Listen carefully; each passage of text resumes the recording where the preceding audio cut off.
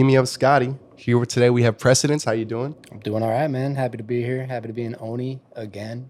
Alumnus. Yeah, Suni and Oneonta Yes, sir. coming back. Hell yeah. So I know you have a lot of social media posts and things. Like I see you rapping a lot. Who are your main influences?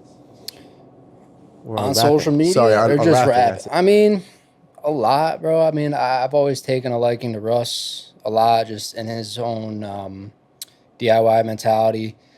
Obviously, it's not as feasible for some, depending on skill sets. As far as like flow, bars, J. Cole is definitely, I think, number one for me as far as overall rapper. Dude, he's just like, I love his just his personality, the way he handles himself, his demeanor. But yeah, Russ, J. Cole. I've always loved Drake. I mean, just white suburban boy, Yeah. typical. But he's I started listening to him in like ninth grade, so I was like 20 or 2009. So it was like with Staunton and Ransom before he was like, you know, uh, mainstream noticed. Wayne, obviously. hmm Um, and you got kids on social media that are making a presence like Connor Price, Nick D, all those sort of DIY mentalities, and that's something I respect, man. It's a hard thing to do. It's a lot of work on your plate, and yeah, I'll end it at that. That's dope, man. Yeah, longtime Drake fan, I guess. Oh yeah, for sure. I mean, needless to say, I've been disappointed recently, but Through the whole beef and all that. not even like that. Just from like 2009 to like 2016, I'd say was like prime Drake. And then after he just started making, I feel like he got lazy, I know what you mean. comfortable, That was his prime for sure. which is, understandable. You've been on top for so long and like you're riding, whatever trends are happening and you're making your own statement within those trends. It's understandable, but it's like I'm not like, ooh, Drake song dropped. Like, oh my God, I Right. gotta check this out. I'm not, I used to be, Yeah. but now it's like, I feel like I'm gonna be let down, but yeah. Do you think, as an artist, you're the type to try to follow the trends, or do you just stick to your own kind of thing? I think it's a nice medium, a nice balance between. I mean, you try to ride trends as like your main focus. I think you lose yourself. Um, I've always been one with the mentality like do what you make the music you want to hear, and you'll find your following. I think riding trends is a recipe for short success and a fall off.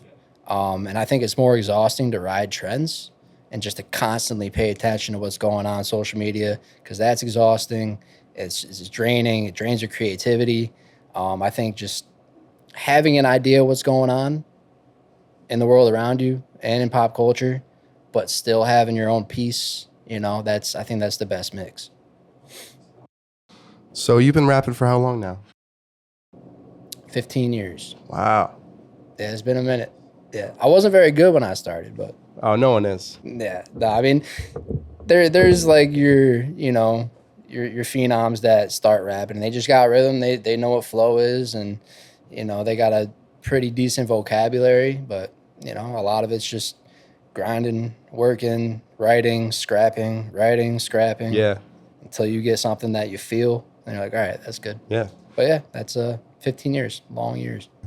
And on your path, how did you find out that this is really what you want to do?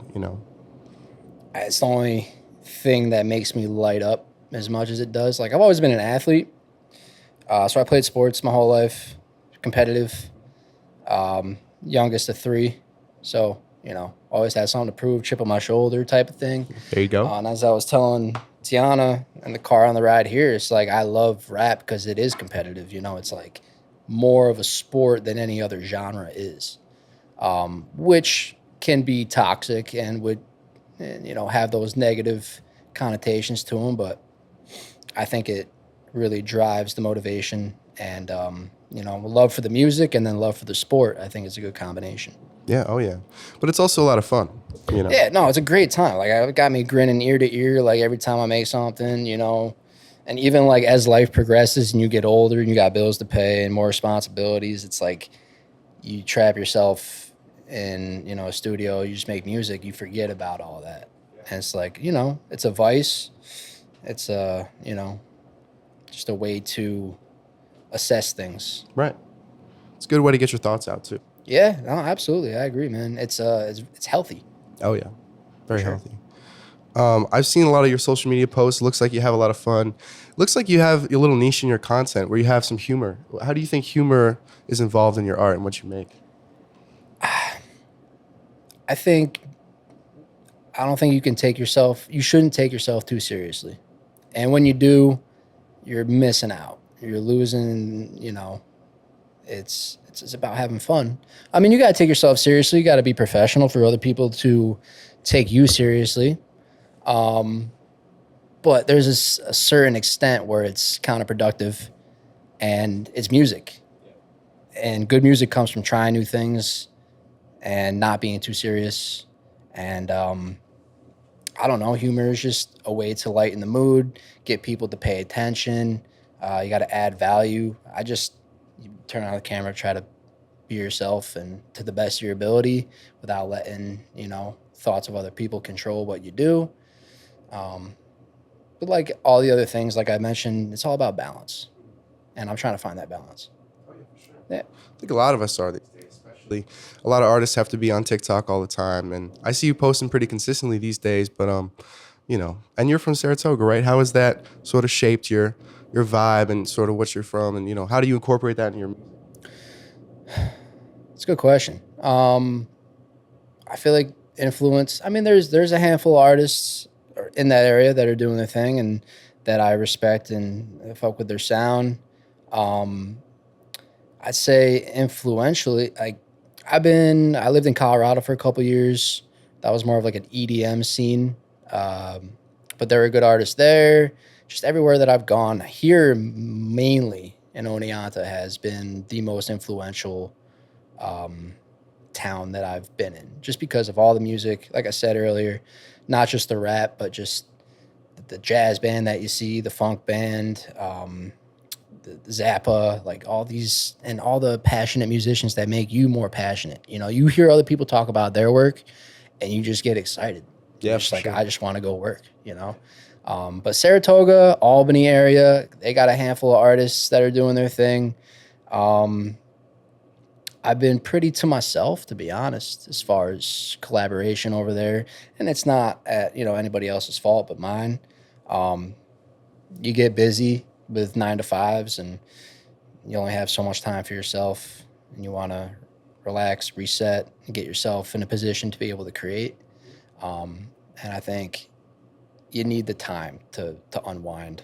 Oh, So yeah. I can't be bouncing around from house to house, job to another collaboration. So I've been quiet as far as that goes, but yeah. How has that balance been going for you? I know everyone has to, do a bunch of things in their life, but coming back to rapping, how has that balance been like for you? It's been tough. A couple times in the last 2 or 3 years, I put it down for longer than I am. I don't want to admit that I put it down for as long as I did.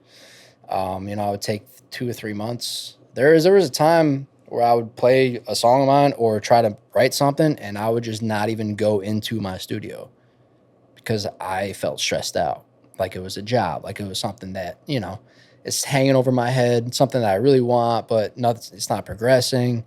Um, it took me a little bit to get out of my own way. So as of recent, I've been finding that balance a lot more. I got more people involved, which is big because you only have so much inspiration by yourself. Where if you have a team of people that you trust around you, that's big. I got a content guy by 80 AM Productions. He's good at what he does. He's a great energy to have. And a couple of musicians that I've stayed in touch with from here, mostly. And they're some of my best friends because the bonds you make through music and obviously at college. But yeah, the balance has been getting better. It's been getting easier. And I just think staying focused is important. Staying focused is, but I also feel like to a certain extent for an artist, sometimes it does feel like a job. And you got to make sure you have ways of de-stressing, keeping it fresh for sure. Have you done anything recently that has felt like it's fresh again, or for art especially? Um, I mean, to be honest, this freestyle that I prepared for this kind of sparked me up for the first time in a month or two. I got some content in the city not too long ago for a track called Source with 80. Um, and it was mic'd up Maserati, which is something that we're trying to get going. He takes his Maserati, beautiful car, by the way, and he positions his camera outside of it, like into the window, get a take doing that, a couple takes. He mounts it on the dashboard, and then one of them, we're just standing through the sunroof, riding through busy streets in New York City. And it was like really cool because, New York City is like, oh, you look around, it's like, oh, someone's acting crazy. That's normal, Nobody really, they just like, look, smile, do your thing. But it's invigorating, man. That's really being out there. You know what I mean? Like, we outside. I think New York City is a great place for artists because everyone is minding their own business. There's already, even if you're doing something crazy, there's other people doing crazier stuff. So it's definitely an interesting vibe. And I was going to ask, yeah, is that the project you think you had the most? Um, yeah. I mean, as far as content goes, definitely. Content is a new age aspect to artists. Necessary one. Necessary. And you can either look at it like something that's artificial, planned, scripted, or you can look at it as providing entertainment and value and adding more of a well-rounded product. So it's the music, content, it's what you put around it, it's how people receive it. But yeah, the content's super important. As far as making a song, I don't know. There's so many like in the vault that I haven't really touched in a while. I got a new one coming out at the end of this month called Peanut Butter, with a girl that I met here, uh, Gabby Rose. She plays sax. She's phenomenal sax. Yeah, Oh, awesome. sax player, great singer, has her own band, N Rose. Um, but yeah, we're putting that out, and we made it 7 years ago. I'm putting something out this month that I made 7 years ago. That's how it is sometimes. But I love it still. It's like, how many songs? Sorry. How many songs can you have in the vault and then like them after you've developed as an artist, and certain thoughts that you've had over 7 years? Like, sometimes I make a song and then the next week I'm like, I don't like this thing. That's special. I feel like as an artist, you have to look for those that stand the test of time. Yeah, and that's huge. And I was like, I listened to it and I was like, I still love the song. I don't know why it's not out. And then so it's good. Mikey Rotano also playing guitar and bass. I mixed it as well. I kind of stepped away from the mixing because it was giving me some creative block. Mixing is it's a different headspace. Very technical. Very technical, Takes you out of it, yeah. And then like you're trying to do things by feel, then you realize that this is supposed to be done that way, and you're like, fuck, like, Yeah. I just want to make something sound good. Like, there's so many rules. So I've kind of handed that off as of recent, and it's freed me up mentally to make more music more frequently. That's which is great. the name of the game. Yeah, I definitely feel like the less technical side you have to do, the more creative you can be. Right. Two different parts of your brain working, yeah. you know what I mean? And the people that can like mix themselves and other people and still write like quality stuff and have like that presence of an artist, like that's incredible to me, man. Like it's a lot to do. But yeah, I mean, like at this point in my life, I just kind of want to find my spot, play my role, and be the best at that I can instead of trying to spread myself thin in different aspects. Yeah, there's definitely good ways to go about that, and that's definitely. But going back to Oneonta, I was interested because I heard you graduated from SUNY Oneonta. We're back here, and what was your time like here, and what were some of the greatest connections or times you had collaborating with other people?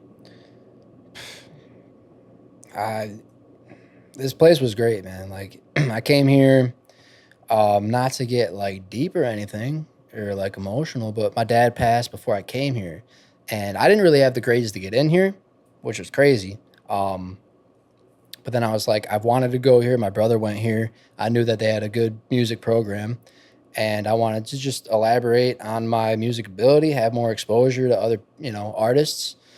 So I kind of wrote them a letter, just asking for like another shot. And like I said, my transcript didn't. I had no business coming in. They let me in, and I made a lot out of it. I made great friends, like I said, that I still have today. Um, just musical influences that have just broadened my horizons musically. Um, I'll give a couple shout outs. My boy Jake Slade, Brian Gibson. You know, there's a lot more. Shout out Kevin for linking us here. Um, Gab, like I said, she's great. And just like a countless amount of people in different genres that have just turned me on to so many different ways of thinking. And I've been there. Obviously, it's college. You go through some shit. A lot of work, all that stuff, and people pick you up. Not just aside from like music influences, just friends that didn't do music that I've made that made things easier and made me more comfortable here and allowed me to be able to go out and meet all these people. I was a shy guy. I was a shy kid when I came here. I didn't know anybody. And I met a couple people that had extroverted personalities that would, take me places and they would start conversations and I'd fit in. And, it was a very big personal development as it was music. And it was, I don't know where I'd be today if I didn't come here.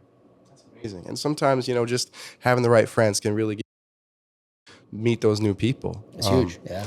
I was going to say, knowing what you know now, what is one thing you would tell yourself? Nobody cares, dude. Just do it, man. Nobody gives a fuck, bro. If they don't like it, they're not gonna, you know. And if they do tell you they don't like it, then who cares? Yeah, What does it do? There's no reason to hold back. Get out of your own way. Like, there's so many things. When I was younger, I was just like more timid, less likely to do something different. But as I've gotten older and matured, it's more like you're the only person that's getting in your way from being a better person and musician. So just do whatever the fuck you want to try. Make your mistakes early. It's all about making mistakes. Don't be afraid to make mistakes. And do you think that carries through to your music today? I mean, what really is your bread and butter with your music these days, would you say, if you had to describe it? Bread and butter, like what kind of? Like if you had to describe like what your music's all about, if no one's ever heard it before, you want to describe it to them. Yeah, it's about making changes. It's about letting go of fear. Um, being the person that you want to be through your music, so your actual self starts to turn into that. My name's Chris. I go by Precedence. And when I was younger, I was in 10th grade, 2010, around there. And Precedence was like an alter ego. And I was that person when I went and did music, and I was often by myself, and then I would carry it into public settings, and then eventually they would mend and I'd be one and the same. So, I mean, using music to elaborate on yourself as a person, lyrically, and just, new sounds for me makes me want to make more music, new genres, new blends, just kind of different stuff that other people aren't doing. Um, but yeah, the bread and butter is just in the music is just being yourself, man. As corny as that is, and as I'm trying to think of another word for corny, but I know what you mean. it's typical thing to say, but it's so true, man. Because you'll just bring the best parts of yourself out, and you'll purge whatever you don't want, and that deep down. You just got to develop it. And from the side of the listener too, to see that, brave person who's being themselves and is maybe not doing something everyone else is doing, that can be really big for someone who, maybe could look up to you as an. Yeah.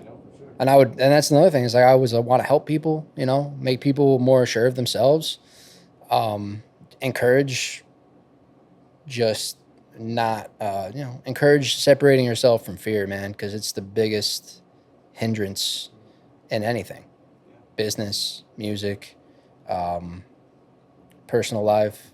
You know, going to, you know, talk to a girl if you like her. You know what I'm saying? If you're like, oh, I'm just gonna talk to her. What's the worst that can happen? She's gonna say no. Whatever. Um, and the more I'm talking about this, the more I'm like, why? I don't know why I was so scared back then. You know, we actually went skydiving. Wow. She was like, "What are your biggest fears?" I was like, or no, not what are your biggest. What do you want to do that, you know, you haven't been able to do that, you know, I was like, travel, do all this stuff. And I was like, skydiving.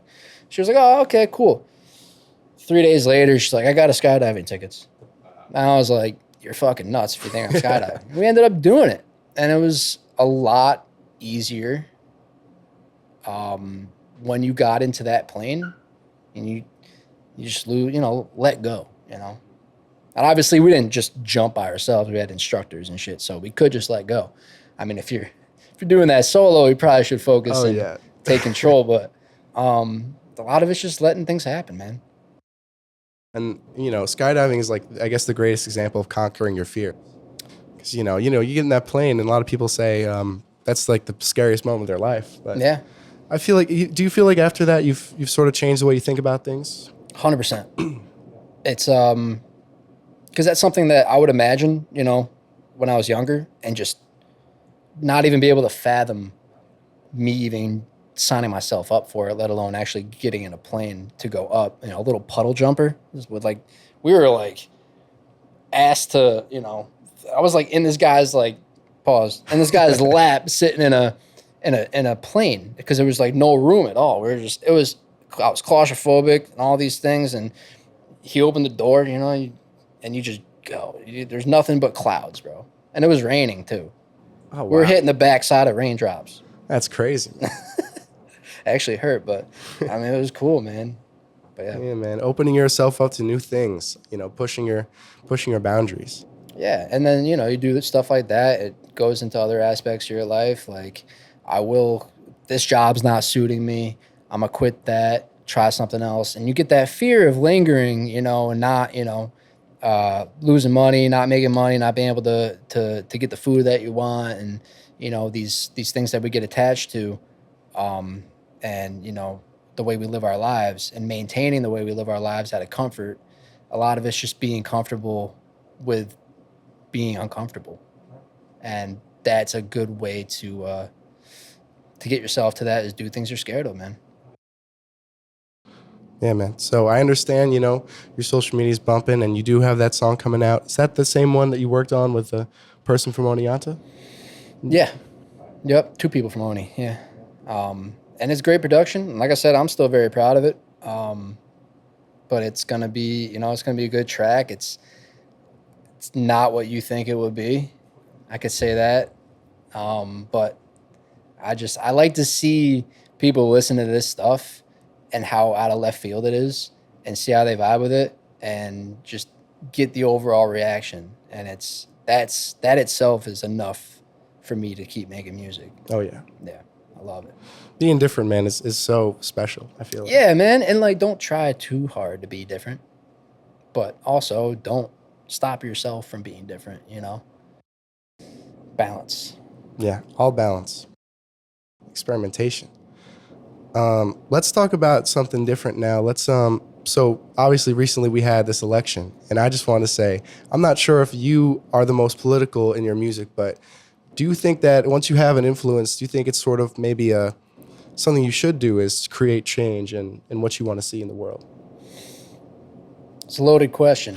Yeah, it kind of is. I hate politics. For anybody that knows me, they'll know that I hate politics. And I'm not going to elaborate. But as far as influencing change, of course. And, you know, for every opinion you have, there's somebody that opposes that.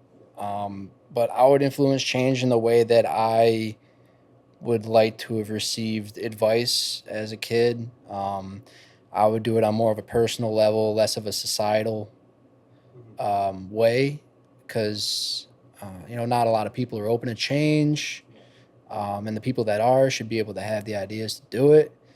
I would use my influence for the best way I could, I mean, who's to say if it's right or wrong? You know, a lot of it's subjective. Um, but yeah, I would love to have a platform and push positivity. That's pretty much it. Just get people out of their negative mindsets. Um, maybe urge some lifestyle changes because I know it's been a big help to me. So I would only express and preach what I've been practicing. You know, I don't want to be any type of hypocrite at all. And but yeah, I would definitely use my influence.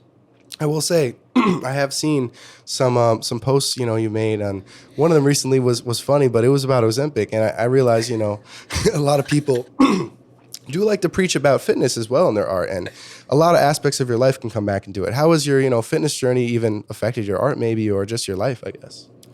Fit. It's really important, man. Yeah. You gotta you feel good, you look good, and everything else follows. You feel good, you want to do more work, you want to do more productive things.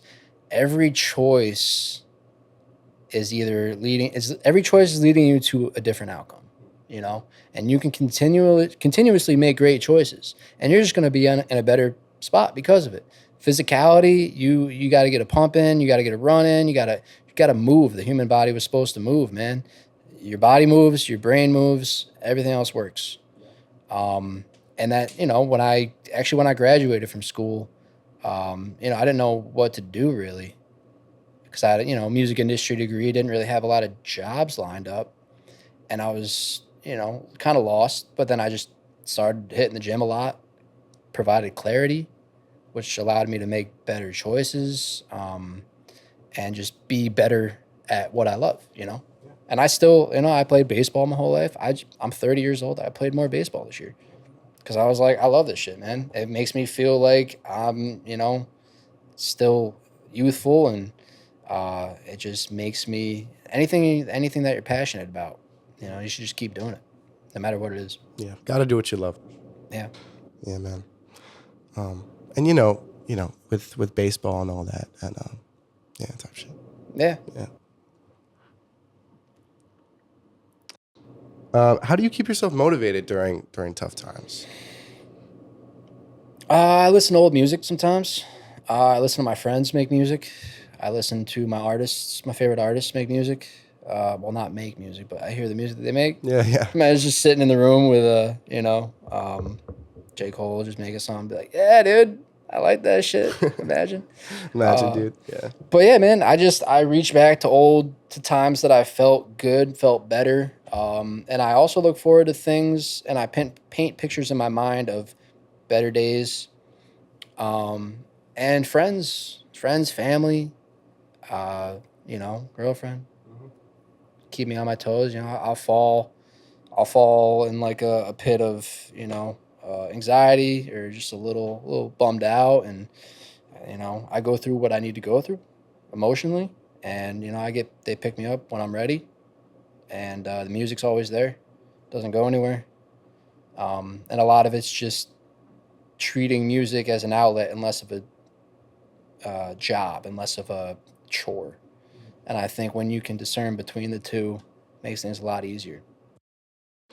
Do you have many creative people in your life that you can look to and say, this person's really boosting me up right now, or I'm really interested in what they're doing right now? Yeah, I do. Um, you get caught in life and, you know, errands, jobs, whatever, weddings, birthday party, like all the above tragedies, good things that happen. Um, and I look around and I see who's handling life well.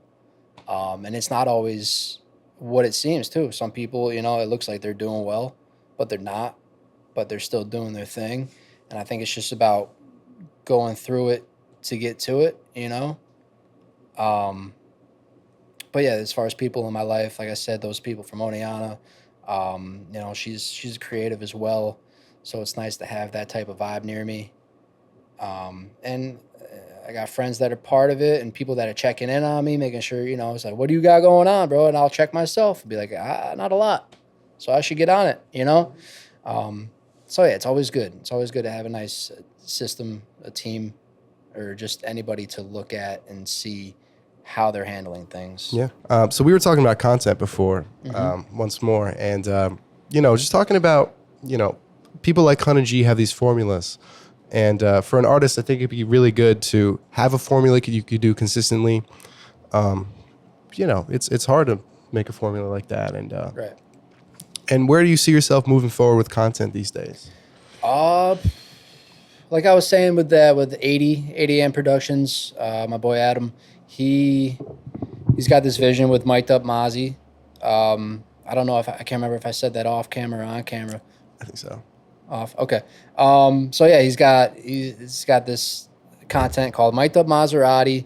We go through the streets of New York City. He mounts his camera on different angles. And it's a very invigorating way to shoot content. Like I said, you have the variables. Like you have people walking up and down the streets. It's busy New York City. We're going to be doing that pretty much, I think, for mostly every song. So as like a continuity content goes, Mic'd Up Mozzie is going to be good. Check that out if you haven't. But as far as, I'm trying to keep it simple. Simplicity is great. Like the content I've been doing, you just kind of point up, think of some funny things to say, put the caption up, you know what I mean? Like that Ozempic thing. Yeah. I don't know. I mean, sometimes I don't think too hard about these things. I just kind of let them fly and then see how people react to them. Yeah. And if it sticks, it sticks. But I would like to do more performance-oriented type content where, performing live, whether it's in, my studio, and just kind of press and play, doing the thing. But a lot of it now is you need more of a visual to get people to stay on your video. And it's funny because you see videos that will immediately grab you because they say something crazy, and you're like, whoa. Yeah. But it's all a little pull to keep you attentive. They don't necessarily believe that, or like they'll spell some shit wrong just so people will go in the comment and be like, yo, that's not how it's spelled. So a lot of it's just kind of playing with the psyche of people to get people to stay, to generate views, to trigger the algorithm. It's more of a psychological thing than it is a creative thing. Exactly. Yeah. I mean, you could do stuff that you are 100% passionate about and believe in, content wise, and you're like, oh, this visual is awesome, but as I was saying before, not many people care unless you give them a reason to. Right. And if you trigger something in them, like their OCD, by positioning something askew in the video, and they stop, so they're like, oh, that's pissing me off. People stay over being angry. People would rather be infuriated by a video. They'll watch it. Yeah.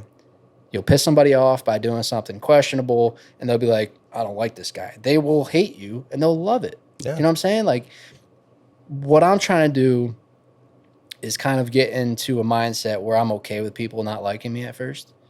That way you can do these things to kind of hook them in. But it's not necessarily a reflection of me and my personality, but it's me playing the game. And I think the people who get that, and the people who don't need to worry about it, because I don't really want to, I'm not going to have conversations with them. And if I do, I'll explain. But, that's kind of like the content I'm trying to go towards, is kind of the triggering content, but it's also like I'm using my influence to spark anger. Like, I don't want to do that. So it's kind of a battle between what works and what is true to me, and something that I would be able to sleep at night and still do. Right. But, there is a line as an influencer even these days, which you have to be as an artist, to dance on that fence of, making people angry and getting engagement. But, I think so far, nothing that you've done is too far at all. And I think that's a good little thing to ride for a while if you could. Yeah.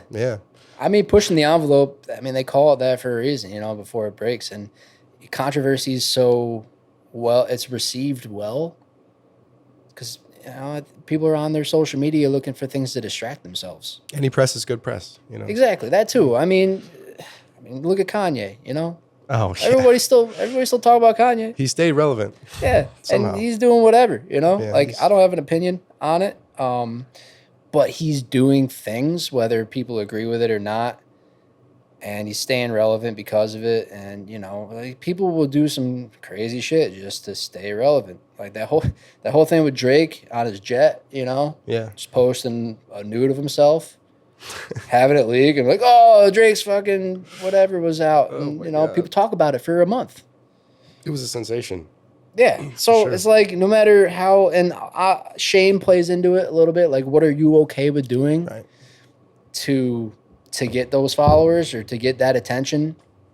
And you know, I think at the end of the day, it's all about understanding how the game is played, and people who take a lot of people take things personally, especially now, Yeah.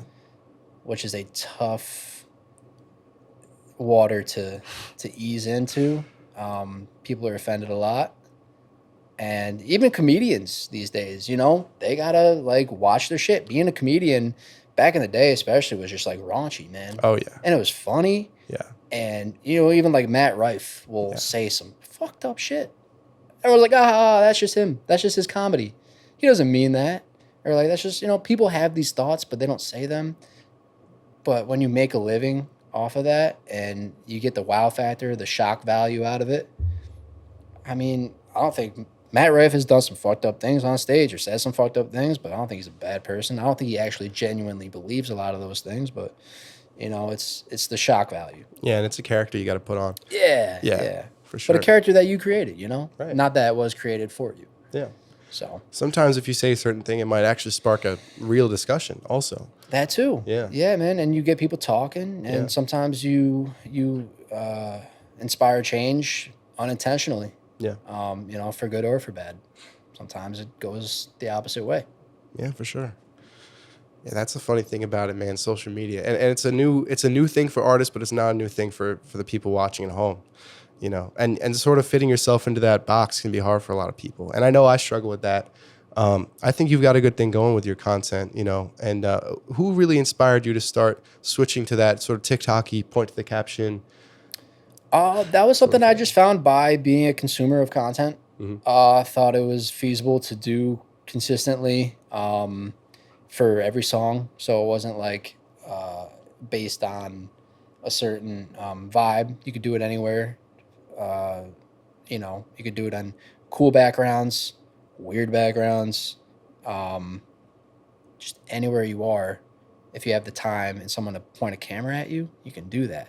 But as far as like getting more content out and being more active in that way was my buddy Adam, 80AM Productions, and my buddy Brian, who was just like, you need more marketing.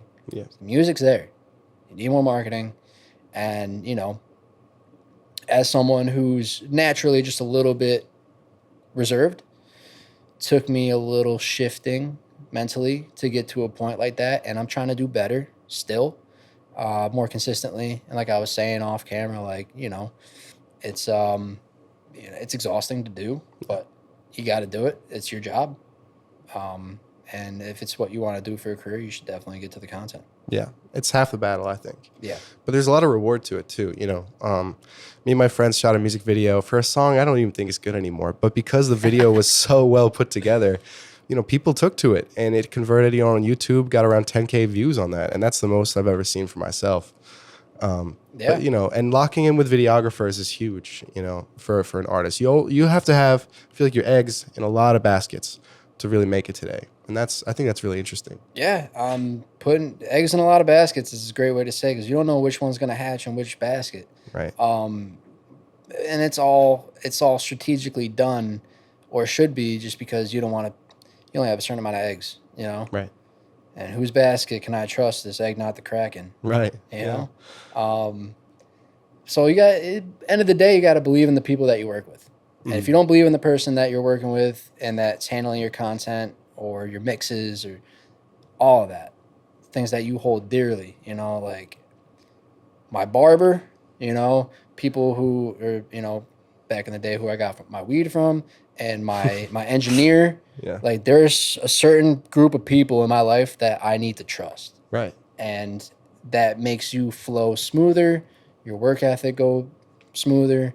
And yeah, dude, it's important. You got to believe in the people that you work with. Yeah, and it seems like you got a good thing going with the 80 videographer guy and the Maserati thing. I hope to see more from you with that. And you said you plan on going back to them and shooting more with them. Oh You yeah, know? it's like we're boys at this point, and we don't just work with each other, you know. Got to know him a little bit progressively over the amount of shoots that we did. We both see something in each other creatively, and you know we're just trying to help each other get to where we think we could be. Yeah. And it's just so much easier as a team than it Yeah. is solo because you know, like I said, people checking in on you. What are you doing lately? Yeah. You generating income outside of your job so you can start paying more for your these opportunities. Um, yeah, it's big. Yeah. Blowing up with a team is the number one thing to do these days. You know, and I think it always has been in the music industry. They say it's lonely at the top, man, if you don't have anybody with you. Right. So I mean, what's it to make all this? You know, it's like what was the J. Cole line? It's like, what's the point in getting a first class ticket if my boy can't sit with me? Yeah. You know. Yeah, man. And that's the thing. It's like I've always been, as an athlete at team sports, you know, you depend on the person in front of you to get it done, and if you don't get it done, the person behind you to get it done. Yeah. And they pick each other up. Yeah. It's huge. Yeah, man. There's definitely a sport mentality. I mean, especially in a town like this, you know, and we keep talking about how special it is. You know, Oneonta, the community here is great. You know, and even still, like my friend Sam hosted a benefit concert last night. You know, in light of the recent election and political, you know, it was just there's such a safe space for a lot of people here, creatively and socially. I feel to create a lot of great events, and you know, you have all these talented people. I remember you talking about how Oneonta had all these jazz people, Zappa bands, as well as hip hop scenes, you know, and you still have come up with a lot of great people here. So I think that's awesome. Yeah, man. It's I've never felt unwelcome here. Right. So as soon as I came in it was you know, everybody I met through the people that I've met were accepting. That's important.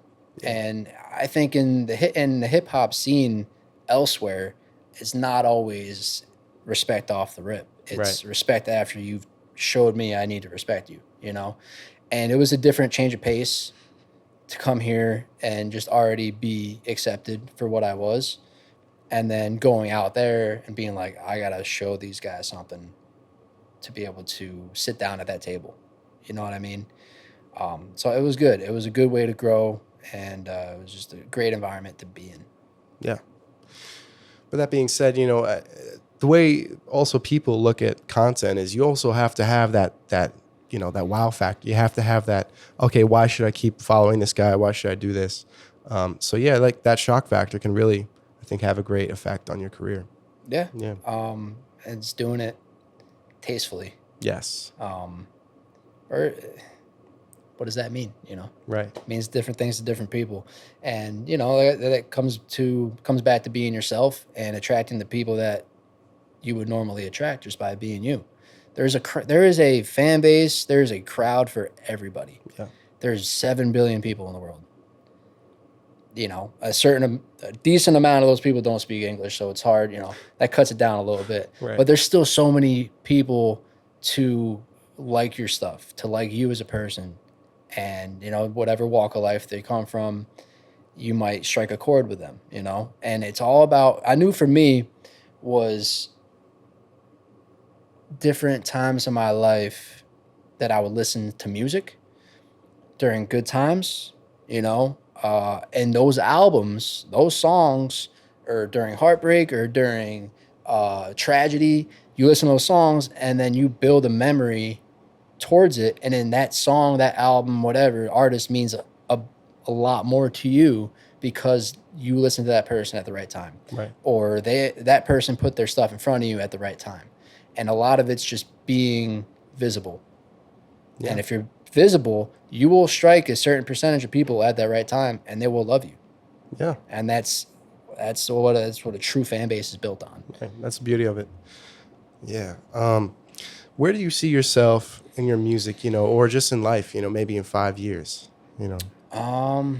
What's something you'd like to have for yourself, you know? I'd like to be moving solely on music. whether that's, kind of scraping by or comfortably, being able to just live off music and not sacrifice too much of your personal life or other things that you got going on, but still be flourishing and still just as passionate. I just want to be, in 5 years, I want to be as passionate as I am now, as I was 5 years ago, as I was 5 years before that. It's the passion that keeps you going, man. Oh, yeah. Yeah, man. I understand that you have never been maybe the most technical, but you do produce, right? I do. Yeah, you do. What do you work on? What software? As far as music theory, I scratched the surface. I took theory, here. I didn't grow up. I played drums when I was growing up. So I've more been in the percussive element more than like the melodic. I don't really know I know the keys in the piano. I know certain chords. And sometimes all you need is just a little MIDI keyboard and a pad. And, you got machine, you can, put the scale on, A flat, minor, and then you go up in the scale. Yeah. It's a lot easier to make music now without knowing theory than it ever has been. Yeah. So it might take me a little bit longer to make something that's a little complex than most musicians that have practiced and learned. But I'll take a sample, use that to feed off of, add to it. And, sometimes I come out with stuff that I really like. Sometimes I'm like, ooh, I like that, but I'll hold on to it for a while. And, ooh, I need to write to this now. And then 2 years later, I'll find that stuff that I made that I was like, oh, I'm going to hold on to that. And I was like, wow, inspiration. Yeah. And I like a lot of my reasoning with mixing myself and producing myself was just to keep everything authentic, me. But there's a specific, collaboration is big. So you shouldn't always just think about it like this is me. Collaboration is big because they might have thoughts that you wouldn't have thought of, and they add something, a little flair to a project that makes it 10 times better. Right. But I always wanted to be self-sufficient because I didn't want to wait on people, And at the time, money was tight, so I would set myself up, and I figured out how much I could do by myself. Just kept doing it. Yeah. And it's a good way to keep your workflow consistent. Yeah, and there's something to be said about how actually accessible it is to make music these days. What would you say to someone who's maybe never had any experience with music but maybe wants to get into it these days? What's your advice? The people that you like to listen to, that's the genres that you want to make. Yeah. The shit that you're drawn to is the stuff that you feel emotionally. Which is, big in making music. And what you do is, they'll probably end up trying to create something like it, and then they'll stumble upon themselves. Yeah. You take certain aspects that you hear from music, and, whether or not you got to learn some scales or learn, notes on the piano or whatever, it's universal. You can, use a MIDI to trigger up a guitar. Obviously, it's not, played the same way, but there's so many ways to make music. If you are not, tone deaf, some people are, and that's fine. But if you can hold a note, you can make music. Yeah. And it's really just, if it triggers something in your brain that makes you just want to keep doing it, then that's for you, man. Yeah. Keep doing it. Yeah. And creativity in general, I think a lot of people should incorporate in their lives, in one way or another. Yeah. Like you were saying before, it's very cathartic, Whatever you're thinking, whatever you're feeling, you can put into it. And to a certain extent, once you have enough out there, I think in this age especially, it's great that people are just releasing their art, bringing it out there for everyone to see. I know way too many people who just hold back their music. They gatekeep it, myself included sometimes. But to all artists out there waiting to drop something, please drop it immediately. Yeah, I think dropping music is pretty passive. Yeah. It is a piece of you that you're putting out for everybody. Yeah. But it's a very passive act because you're just putting it out. Promoting it makes a little bit less of a passive act. Right. But even then, you're not in front of these people. If you're playing a song for someone that you just met it's a different element than putting it online Right. and just waiting for someone to comment or react. But I don't think, and it's probably because I did it from, a young age when, high school, everybody talks, there's so much drama in high school. There's so many like, ooh, this person did that type thing. So that's when I started dropping music, and I was like the guy that made subpar rap music and, the dude that thinks he's going to be a rapper, know? And I think if I can get past that, I mean, there's nothing holds you back. There's nothing more that, there's no embarrassment to feel, Right. You already been through high school where shit that you think is important is obviously not important at all as you get older. But with all those eyes and ears that are on you that you see every day, and if you could show them that, then you're good to go. Yeah, for sure. How do you define success for yourself, would you say? That's tough. I feel like reflecting on it, I am proud of certain things that I've done. But I feel like whenever, when I do something, when I make something, I feel like it could have been better all the time. I'm never really content with my performance, or, I'll probably watch this interview back and be like, ugh, like, have like cringe moments and, produce a song. Maybe there could have been more. But success for myself, I think, to me, and it shouldn't, depends on external recognition. You know, I can think I'm as good as I am, but if the people, if I'm not making money off of it, I think it's tough. Tough question, man. It is a tough question, and I think a lot of that comes from yourself and realizing what you can do now. There's a lot of artists out there who don't have that external recognition, but also just to say, seeing how far you've come, and the past music you've made, and just realizing this is something I like doing. And for me, the better I am at it, the more fun I have, Right. And it's only been more fun for me, Yeah. I mean, the more you expand on it, obviously you're going to enjoy it more. You're going to try new things. I think I'm happy that I didn't get any type of success back in the day. You know, because it wouldn't have pushed me, I wouldn't have that chip on my shoulder. Right. I would feel like I did something already when I didn't do anything. Right. And, I look at it like that when I, think that could have done more with my career up to this point, but it just makes me work harder. It makes me look at my verses and be like, maybe I could add something else, you know, or this beat, maybe this could be harder, maybe elaborate a little more on it. It just makes me work harder that I don't have that recognition. And I think recognition might be, counterproductive to progress. Right. So it's good and bad. Financial help through music would be my ideal version of success, but that's only because it would allow me to make more, and do more of that. So I think success to me is being self-sustained musically, pretty much. How would you feel about, wherever you are, finding a venue and really trying to get a show together for where you are right now? I'm always down to do that stuff. Yeah. It's hard to get people together. Right. Schedule wise, click wise, and venues. Yeah. Venues themselves. If you're not bringing people in, you got to show them you can bring people in. Right. They don't really care about monthly listeners on Spotify, and sometimes that really doesn't mean shit. Yeah. The crowd that you bring into a show where you're from is huge. And if you can get, 100 plus at a venue at any given weekend and show clubs or promoters that you can do that, you're going to get more shows. Right. And you can put on people that you want to put on. I'd have a handful of artists that I would love to put on a stage that I think are capable of being at that caliber, and are, if not already at that caliber. Mm-hmm. But I would love to have that influence, especially to be able to put those shows on. Yeah. I know there's a lot of artists out there who have the online following, but kind of struggle to bring people to the shows. And in my learning of the music industry, I feel like that's far more important than the online things. What do you think is a way that maybe people you work with and people you might know, or even that you don't, could potentially convert that into live, people at the show?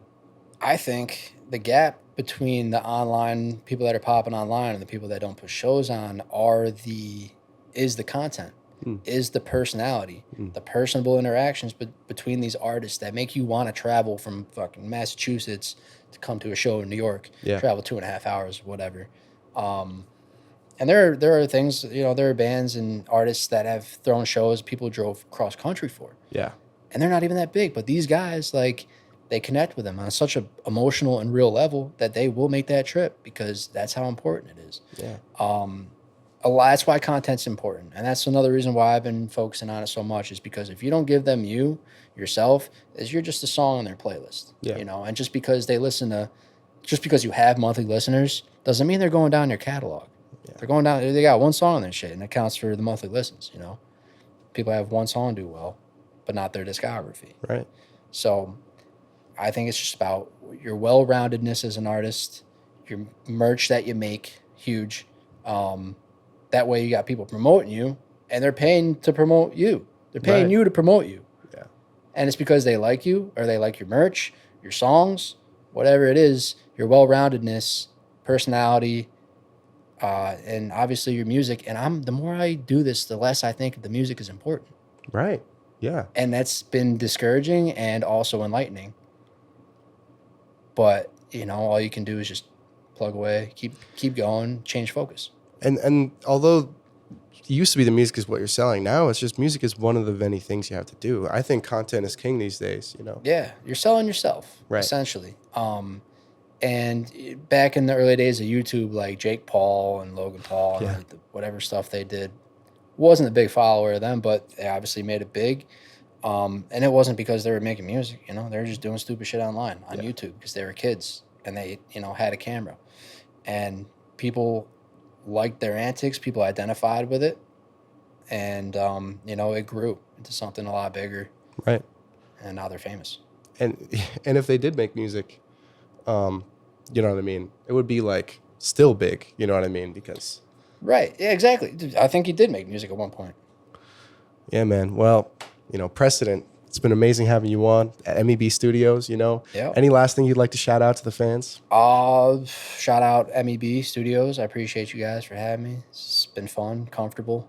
For the fans, a lot more stuff coming, a lot more consistently, and a lot higher quality. And I'm never going to stop doing this. Awesome, yo. Thank you for having on. Appreciate you.